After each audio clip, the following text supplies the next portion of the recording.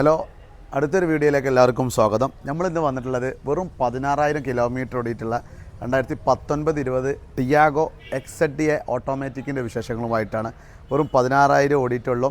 Full ഏറ്റവും top അതിന് നേരെ താഴെ XZDA XZ+ ആണ് ടോപ്പ്. അതിന് നേരെ താഴെയുള്ള ഓട്ടോമാറ്റിക് വെറും 16,000 ഓടിയിട്ടുള്ളൂ.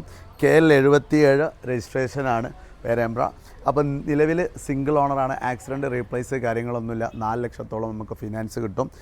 ഒരു ചെറിയൊരു ഓട്ടോമാറ്റിക് ലോ കിലോമീറ്ററിൽ ഒരു വാഹനം നോക്കുന്നവർക്കാണെങ്കിൽ ഏറ്റവും സൂട്ടബിൾ ആയിട്ടുള്ളൊരു വാഹനമാണ്. ഡയമണ്ട് കട്ട ലൈവിയിൽ ടയർ അത്യാവശ്യമുണ്ട്, സീറ്റ് കവറുണ്ട്, റിവേഴ്സ് സെൻസർ ഉണ്ട്, അങ്ങനെ സെൻട്രൽ ലോക്ക് ഉണ്ട്, അങ്ങനെ വരുന്ന എല്ലാ ഫീച്ചേഴ്സും ഉണ്ട്.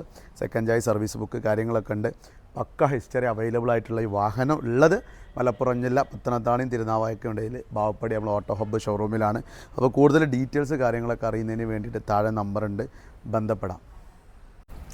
അപ്പോൾ സ്റ്റെപ്പിനി ഉപയോഗിച്ചിട്ടില്ല. അപ്പോൾ ഇതിൻ്റെ ഈ ബാക്ക് പ്രൊഫൈലൊക്കെ കാണുകയാണെങ്കിൽ പക്ക നീറ്റ് ആൻഡ് ക്ലീൻ ആണ്.